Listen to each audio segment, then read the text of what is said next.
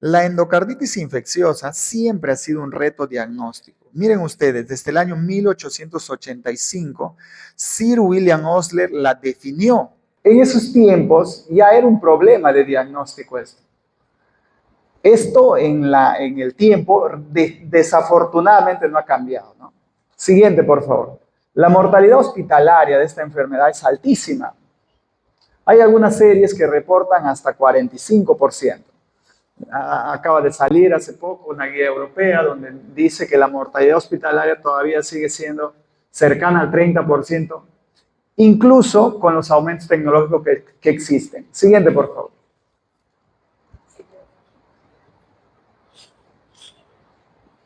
Entonces, ¿qué es la endocarditis, no? Nosotros tenemos el corazón, todo el borde interno del corazón se le llama endocardio. Esa zona del corazón, cuando se inflama, se habla de una endocarditis. Entonces, ahí va a haber un proceso, una alteración inflamatoria, exudativa y proliferativa, que va a afectar con mayor frecuencia a las válvulas cardíacas. Sigue, por favor. Y los gérmenes más frecuentes son estos, ¿no? Estamos hablando del Staphylococcus aureus, Streptococcus y Enterococcus sp. Siguiente, por favor. Y esto es lo que se ve en las válvulas, ¿no? Se ve cómo los gérmenes se van y se pegan a las válvulas generalmente ya dañadas por el paso de la edad, por el paso de los años, o porque han tenido alguna otra condición, por ejemplo, una condición congénita. Hay niños que nacen con problemas cardíacos. Eso hace que pueda ser propenso a adquirir una infección de este tipo. Siguiente, por favor. Por ejemplo, este tipo y la siguiente, por favor. Incluso se puede ver en ya la extracción de una pieza operatoria, se ve esa parte superior. Eso es una vegetación, ¿no?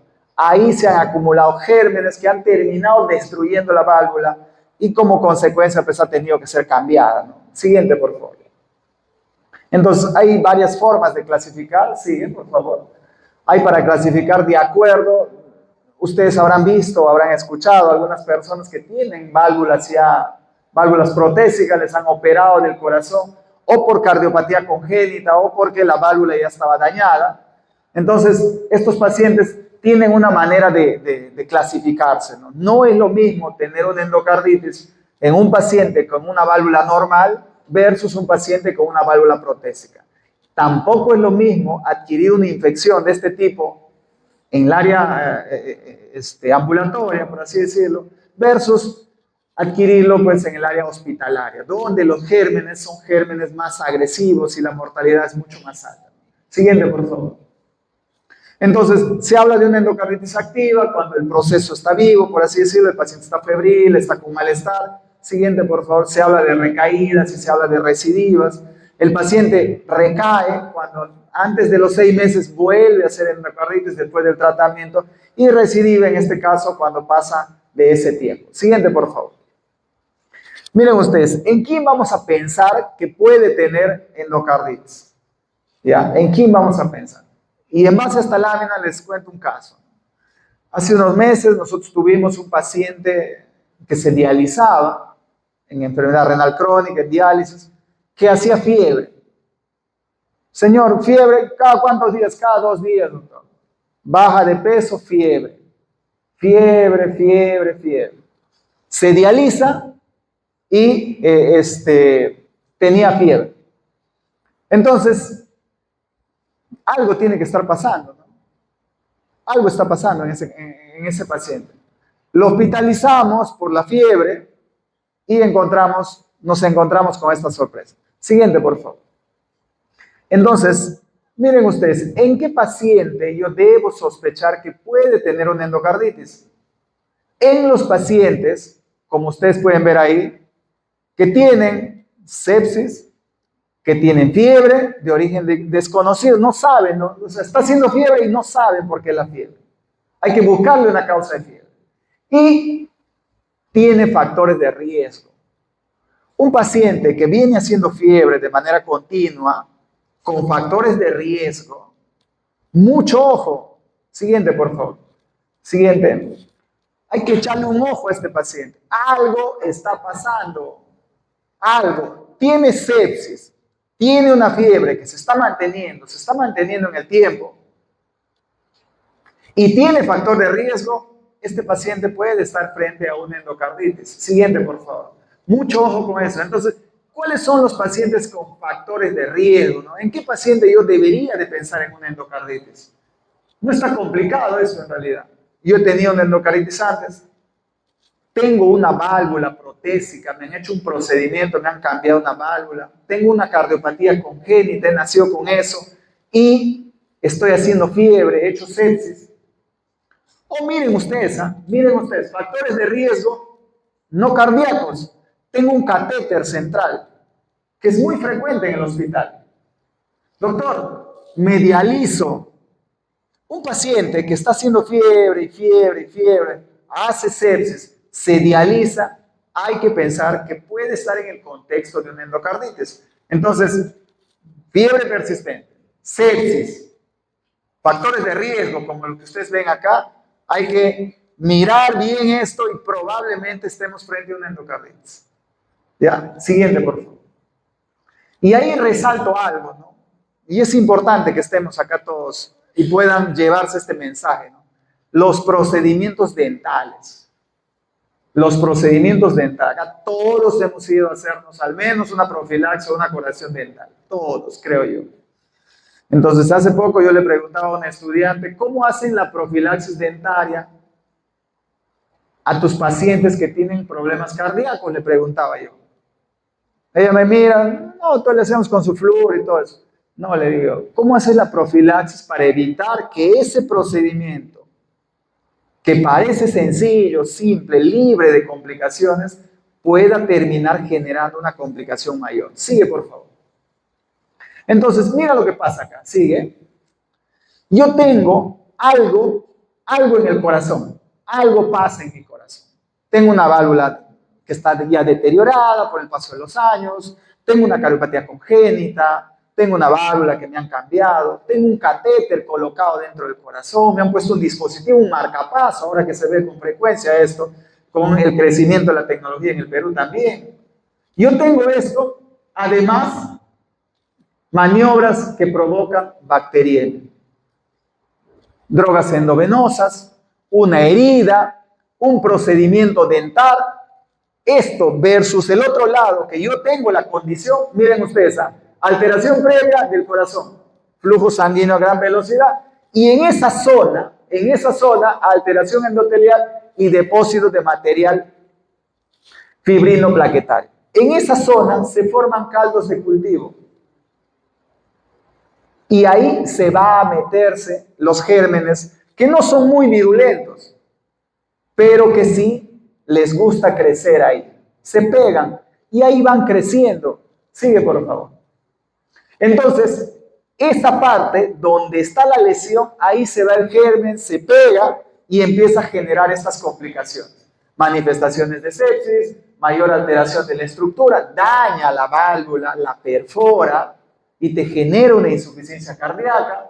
El germen que se empieza a acumular empieza a disparar a la sangre y puede dar algunos fenómenos como el último, dice vegetaciones friables. Esto se puede desintegrar, se puede soltar, por así decirlo, y va a ir al torrente sanguíneo. Hace unos años yo veía a un paciente con síndrome de Down de unos 10 años, me parece. Estos pacientes tienen tendencia o tienen alta frecuencia de cardiopatías congénitas. Lo traían de caballo coche. ¿Y por qué lo traían a este bebé? O a esta bebé. ¿Por qué? Porque ha hecho trastorno sensorio de lo que ya tenía y déficit motor de un lado. No movía la mitad del cuerpo. Y la familia lo trae porque había tenido un derrame, como decimos acá. Lo han traído para que lo vea el neurólogo. ¿Ya? Entonces habría que investigar por qué ha hecho un derrame este paciente. O una enfermedad cerebrovascular. ¿Qué ha pasado, no? Un niñito, le hacemos la ecografía, cardiopatía congénita, tenía un CIB grande. En esa zona, pegada a la válvula, se había formado uno de estos abscesos. Ese absceso se había desprendido y ¿a dónde había ido? Al cerebro. Derrame cerebral o enfermedad cerebrovascular por una endocarditis. Desafortunadamente el paciente terminó falleciendo porque el compromiso de las válvulas que había hecho esta infección era muy marcado. Siguiente, por favor. Entonces, ¿cómo puede entrar el germen al cuerpo, ¿no? ¿Por dónde entra? Infecciones de piel, cavidad oral, gastrointestinal, sistema genitourinario, inoculación. Los pacientes, las personas que utilizan las drogas endovenosas pueden meter gérmenes en esas inyecciones poco asépticas. También por exposición médica, en este caso por procedimientos, por catéteres, podría entrar un germen ahí. Siguiente, por favor. Entonces, nosotros tenemos a los grupos de pacientes que tienen alto riesgo, muy alto riesgo. ¿Quiénes son ellos? Los que ya han tenido endocarditis, los pacientes que tienen una válvula protésica, los pacientes que tienen una cardiopatía congénita, principalmente las cardiopatías congénitas cianóticas, y los pacientes con dispositivos de apoyo ventricular. Siguiente, por favor. También tenemos a los pacientes con riesgo intermedio. En estos pacientes vamos a destacar las valvulopatías por la edad, en este caso la cardiopatía reumática, anomalías valvulares, dispositivos electrónicos y la miocardiopatía hipertrófica. Pero ¿por qué les toco esto, no? ¿Y por qué insisto con esto? Y les resaltaba el tema de los problemas dentarios, ¿no? Siguiente, por favor. Entonces, miren ustedes, ¿qué es lo que yo debo hacer con todos estos pacientes? Con todos, que tienen problemas cardíacos. Nos llevamos el mensaje para los no médicos y para los médicos más puntual, ¿no? Una válvula, una cardiopatía congénita, una válvula protésica, una valvulopatía degenerativa por el paso de los años, un dispositivo marcapaso, un dispositivo de asistencia ventricular, un DAI, algo que tenga catéteres centrales o pacientes que se dializan. Tenemos ese paciente de alto riesgo. Entonces, a estos pacientes, como tienen que tener una vida cotidiana, una vida del día a día, hay que hacerles algunas recomendaciones a fin de evitar que vayan a hacer complicaciones tipo infecciosas cardíacas, en este caso, una endocarditis. Entonces, ¿qué se les pide a estos pacientes? Miren ustedes, tienen que visitar al odontólogo. Si tienen factores de riesgo mayor, al menos 2 veces al año. Y si tienen riesgo intermedio, al menos 1 vez al año. En general hay que tener cuidado con las heridas, evitar drogas endovenosas en lo posible, ¿no? Pero acá hay algo que se vuelve muy frecuente. Siguiente, por favor. ¿Qué se vuelve frecuente? El uso de tatuajes y el uso de piercing. Entonces, como eso es frecuente y el paciente tiene una cardiopatía congénita, se desaconseja el uso de estos procedimientos en ese grupo de pacientes, ¿ya? Así que ese mensaje llévenlo. Siguiente, por favor. Entonces, les hablaba de los procedimientos dentarios. Y es que, miren ustedes, cuando nosotros nos cepillamos, cepillarse solamente, cuando utilizamos el hilo dental, generamos una descarga de gérmenes al torrente sanguíneo y se produce una bacteriemia momentánea, pero se produce con cada cepillada. Entonces, no estoy diciendo que cepillarse sea malo, pero cuando se manipula la región gingival, cuando se hacen procedimientos dentarios, cuando se extrae un diente, hay una cirugía de la cavidad oral, se produce una descarga tan alta de gérmenes que podría terminar generando una complicación.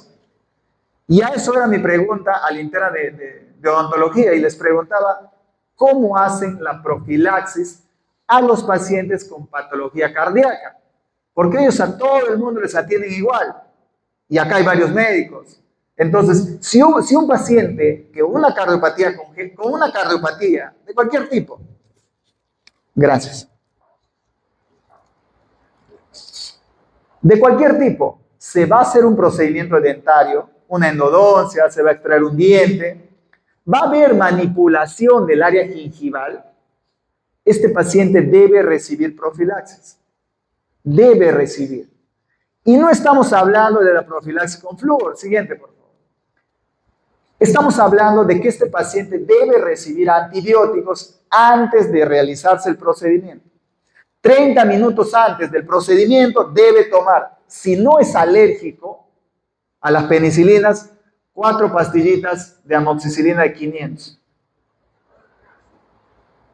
¿Cuánto tiempo? Dice ahí está. Dosis única, 30 minutos a 60 minutos antes del procedimiento.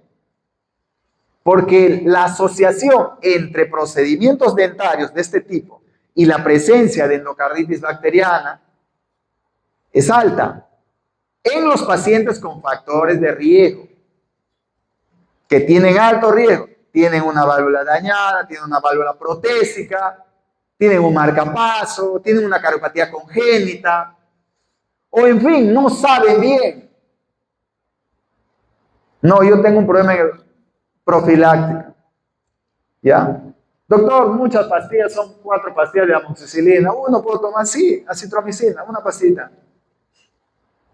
30 minutos antes del procedimiento. ¿Ya? Y con eso nos evitamos una complicación mayor, inclusive, les decía yo, muy mortal. 30% de mortalidad hospitalaria tiene esta enfermedad. Siguiente, por favor. Entonces, ¿cómo se hace el diagnóstico? El diagnóstico es básicamente por la sospecha clínica, el paciente febril, y no sabemos de dónde viene la fiebre. Entonces, ¿qué es lo que hago con este paciente? 2 cosas. Le hago cultivos de sangre, y le hago, todavía sigue siendo la técnica de primera línea, le hago una ecocardiografía. Siguiente, por favor. Entonces, acá hay criterios que se utilizan, los criterios de Duke en el tiempo han empezado a ser desplazados porque se han hecho modificaciones. En esta última guía que salió el año pasado dice que definición de los criterios diagnósticos de endocarditis infecciosa modificados por la Sociedad Europea de Cardiología. Ya ellos asumen ya estos nuevos criterios, que son los mismos que los de Duke antiguos, pero que se han agregado otras cosas. Entonces, ¿de qué hablan acá? Básicamente de cultivos. El paciente que yo voy a iniciar tratamiento con sospecha de endocarditis tiene que tener 3 cultivos. No de catéter central, de vía periférica, cada 30 minutos, con espacio de 30 minutos antes de iniciar los antibióticos. Y ahí está la característica, ¿no? Sale 2 cultivos positivos, hace un criterio mayor. Siguiente, por favor. Entonces, ¿cuáles son? Siguiente, por favor. ¿Cuáles son los gérmenes más frecuentes acá? Estamos hablando, según los registros que hay en el mundo, en 2009, 2016, Staphylococcus aureus es lo más frecuente, Streptococcus orales, cavidad oral, por eso les hablaba de que la prevención en los procedimientos dentarios, tal vez es el procedimiento que más evidencia tiene en prevención, porque si yo tengo una cariopatía congénita, y me voy a hacer otro procedimiento, por seguridad, yo debería tomar profiláctico, por seguridad. Pero donde hay la evidencia, está sólida para recibir tratamiento profiláctico con antibióticos, es principalmente en los procedimientos dentarios donde hay manipulación de la región periapical. Siguiente, por favor. Esto todavía no ha sido incluido, pero hay endocarditis con cultivos negativos. Y es que la tecnología está avanzando. Yo creo que esto no va a demorar mucho. Todavía esto es un criterio menor, que está más abajo de la guía. Pero creo que va a avanzar rápido, porque hay gérmenes que no crecen en cultivos. ¿Ya? Y como no crecen, hay que buscar otras maneras de identificarlos. Actualmente ya se hace. Estamos hablando de que hay que buscar serología para esos pacientes y hay que buscar PCR para cada germen. Ahora hay muchos paneles de laboratorios donde buscan otro tipo de gérmenes. Yo creo que eso es algo que ya se viene. No va a demorar mucho en que eso sea incluido dentro de la guía ya como un criterio mayor cuando identificamos uno de estos gérmenes. Si estamos hablando de Coxiella burnetii, de Bartonella, de hongos, Aspergillus, ¿qué más? Brucella. Siguiente, por favor. Y viene el tema de que todavía sigue siendo tal vez lo más fuerte en diagnóstico, ¿no? El tema de la ecocardiografía, hacerle una ecocardiografía al paciente y buscarle la vegetación, porque se forma en la válvula y se ve en la ecografía dónde está el absceso o la pequeña vegetación. ¿Con qué se hace eso? Siguiente, por favor. Con este equipo, ¿no? El hospital regional lo tiene. Hacemos diagnósticos con bastante frecuencia, no es que todos los días, pero con bastante frecuencia. Incluso ahí también hacemos ecocardiografía transesofágicas, entonces tenemos una herramienta para poder llegar al diagnóstico. Esta última revisión ya agrega a los criterios de Duke otras maneras de hacer diagnóstico y le agrega la tomografía, le agrega el SPECT, le agrega el PET, le da incluso en algunas series el mismo peso que la ecocardiografía cuando no se puede hacer. Pero al momento, la ecocardiografía todavía sigue siendo el arma más poderosa para el diagnóstico de endocarditis infecciosa que tenemos. Siguiente, por favor. ¿Qué es lo que buscamos nosotros? Buscamos la vegetación. Ese pequeño absceso que se va a formar en la zona perivalvular, al costadito de la válvula protésica, a la zona donde está la cardiopatía congénita. Eso es lo que vamos a buscar. Entonces, ¿qué es esto? Es una masa o masas móviles que están adheridas. Se mueve, ahí está. Como un bracito que se mueve. Siguiente, por favor. Entonces, esta vegetación nosotros evaluamos en ecogenicidad, movilidad, consistencia, ubicación, tamaño. Sigue, por favor. Entonces, otra más. Y vemos ahí, ¿no? Donde está la flechita. Una pequeña masa que se ha agregado a lo que debería estar limpio ahí. Ahí está la masa, o ahí está el pequeño absceso, o el pequeño abscesito de pus que se ha formado dentro de la válvula que va a terminar perforando. Siguiente, por favor. Entonces, cuando nosotros medimos esto, y si medimos y esta vegetación tiene más de 10 milímetros, te da factor pronóstico, y este paciente te va a hacer complicación. Y esta niñita que yo desafortunadamente llegó a fallecer, su vegetación medía 30 milímetros. Así que eso pues ha condicionado que ella vaya a hacer la complicación que ha tenido. Y al final probablemente ha vuelto a hacer otra complicación tipo cerebral. Siguiente, por favor. Entonces, todos los pacientes con fiebre de origen desconocido, con sospecha de endocarditis, deben hacerse una ecocardiografía. Todos los pacientes. ¿Ya? La ecocardiografía tiene sus limitaciones, claro está. No todos tenemos el mismo tórax. Hay algunos que el corazón están rotados, están hacia la parte posterior. Entonces, hay otro examen que entra y es la ecocardiografía transesofágica o ETE, que es como una endoscopía. Entro yo con el tubo hasta el esófago, que está detrás del corazón, y puedo evaluar el corazón nítidamente.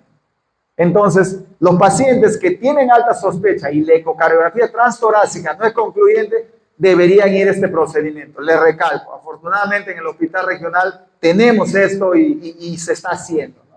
Sigue, por favor. Entonces, ahora vemos el tema de los criterios menores. Y acá están estas pequeñas lesiones, no me voy a profundizar mucho. Sigue, por favor. Hace unos días me llamaba un interno a un servicio en el hospital, al servicio de medicina, y me hacía ver estas lesiones. Nódulos de Osler se llama. Son unos puntitos negros que salen en el pulpejo del dedo. Tú lo tocas y les duele. Sigue, por favor. Esto es a nivel de retina, necesito hacer un fondo de ojo, no se ve tanto, pero este primero sí. Siguiente, por favor. Sigue.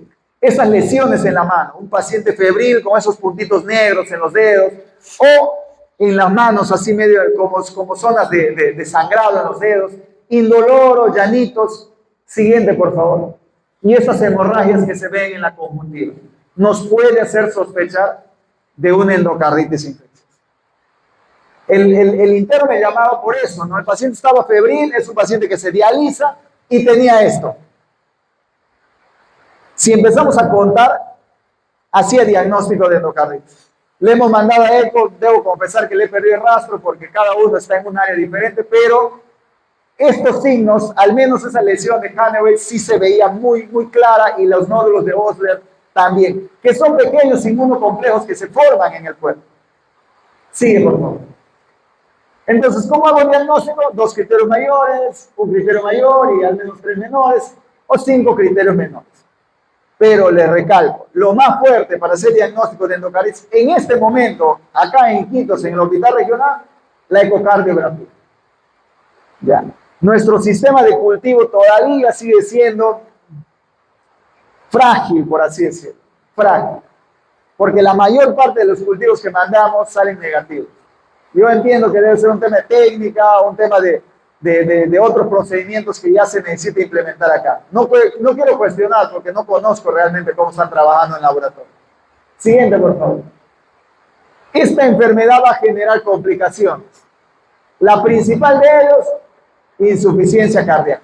Perfora la válvula, el flujo no va completo, y entonces, ¿qué es lo que se ve? El paciente empieza a cansarse, le falta el aire, puede hacer un edema agudo de pulmón, puede hacer hipotensión. ¿Qué otra complicación se ve? Siguiente, por favor. Otra de las más frecuentes, las neurológicas. Las neurológicas tipo infarto cerebral, absceso cerebral. Miren ustedes, además, aneurismas, insuficiencia renal aguda, reumatológicas, artritis, abscesos esplénicos, miocarditis pericardial. Es una enfermedad, esta, cuando no se diagnostica, que se confunde con muchas otras enfermedades, con enfermedades inmunorreumatológicas e inclusive con cáncer. Inclusive con cáncer, porque su presentación es muy variada cuando se presentan complicaciones. Ustedes habrán visto pacientes que se van haciéndose flaquitos, que les llevan de un lugar a otro buscando una causa de sus problemas. Y puede ser,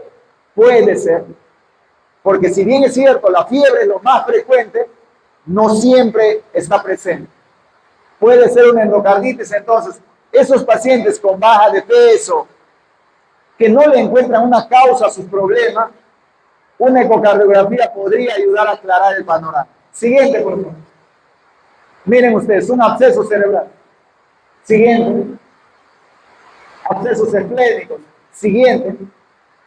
Entonces, ¿qué marca el pronóstico de estos pacientes? Definitivamente que la edad, si son pacientes diabéticos, si son pacientes con VIH, con HIV, que se dializan, son drogadictos, tienen una prótesis valvular. Todo eso marca el pronóstico de estos pacientes. Sigue, por favor. Entonces, dos más. Entonces, vamos entrando ya a la parte final. Entonces, yo tengo fiebre y no sé de dónde es. He hecho una sepsis.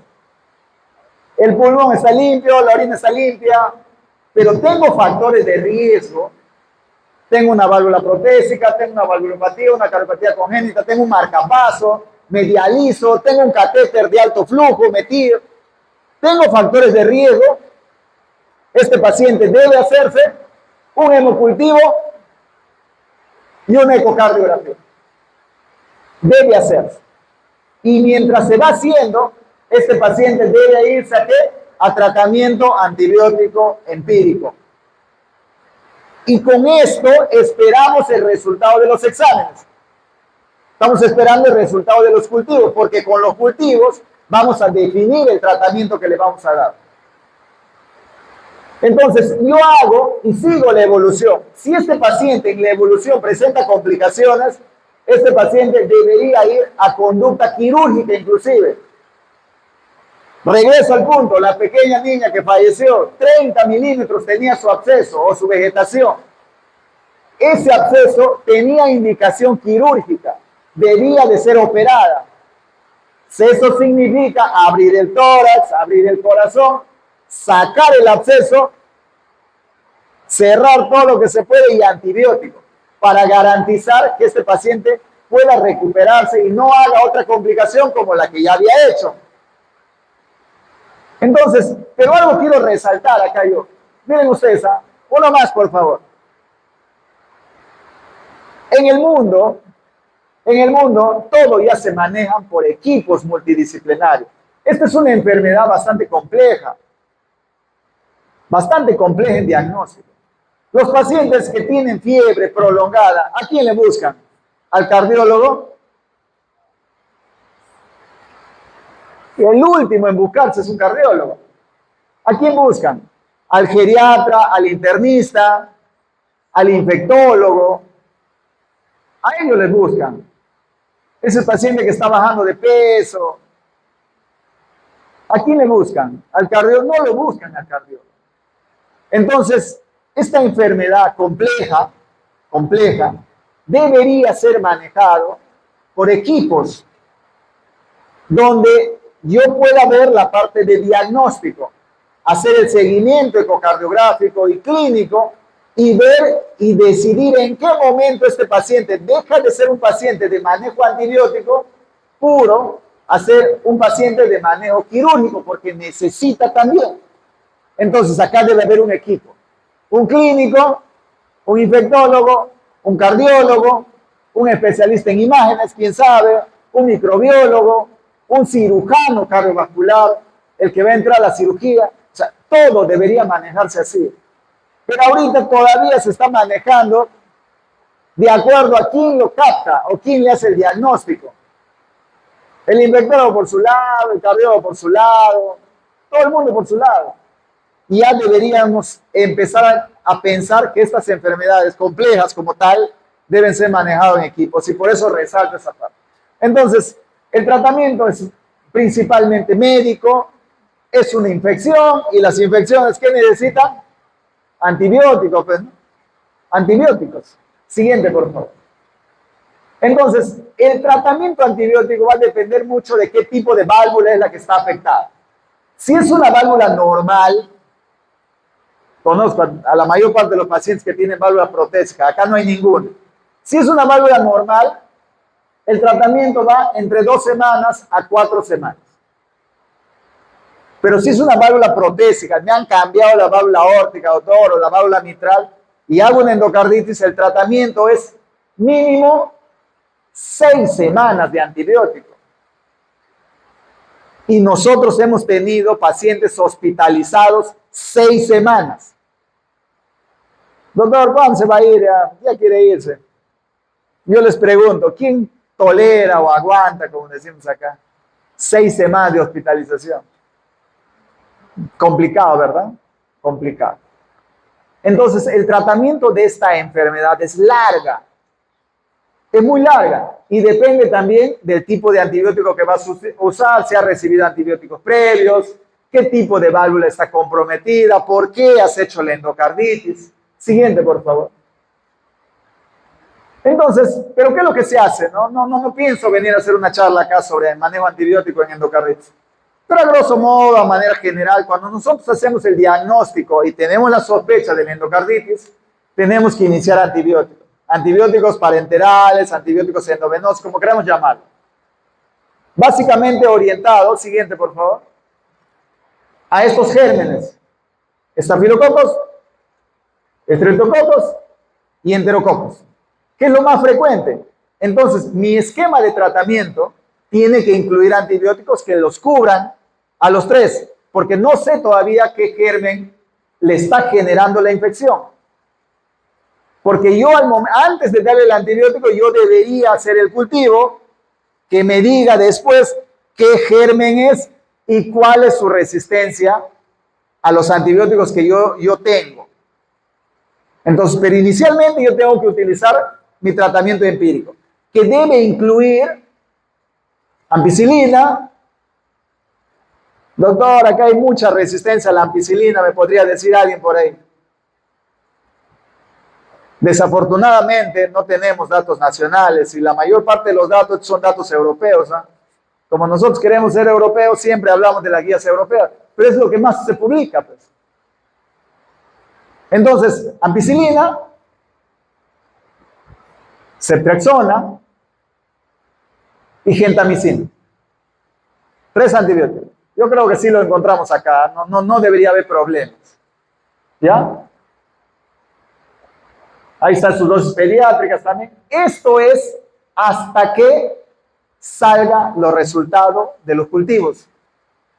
Y en base a eso ya se decide el tratamiento a seguir. Siguiente, por favor. Si el paciente tiene alergia a los betalactámicos, se utiliza como base del tratamiento la cefazolina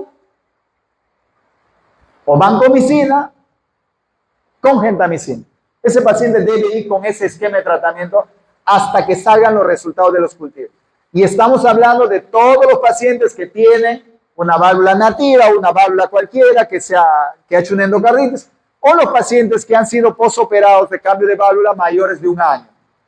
Siguiente, por favor. En los que tienen cambio de válvula menos de 1 año, tienen una válvula protésica que no llega al año, estos pacientes deben ir en inicio del tratamiento vancomicina, gentamicina y rifampicina. Ese debe ser su esquema de tratamiento. Recalco, esto es hasta que salgan los resultados de los cultivos. ¿Sí? Esto es como base, les recalco, no pretendo hacer una charla sobre antibióticos en endocarditis. ¿Por qué?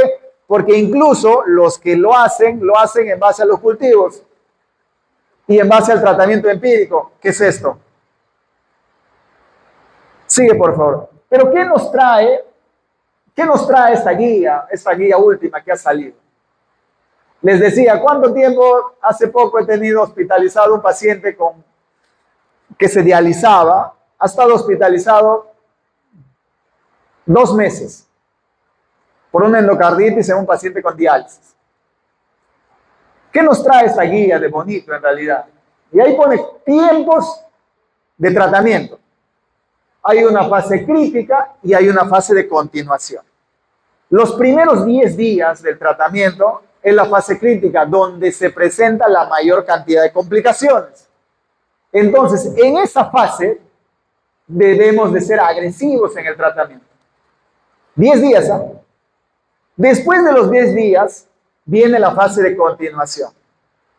Y la fase de continuación puede ser con tratamiento oral, con pastillitas que vaya a tomar a la casa hasta completar el esquema de tratamiento que tú ya has establecido. Eso es lo novedoso de esta guía. El estudio que se ha hecho en relación al, síguelo por favor, es este. Han comparado 2 grupos de pacientes. Desafortunadamente, no es un país tan desarrollado como el nuestro. En Dinamarca se ha hecho este estudio, con bajas tasas de resistencia.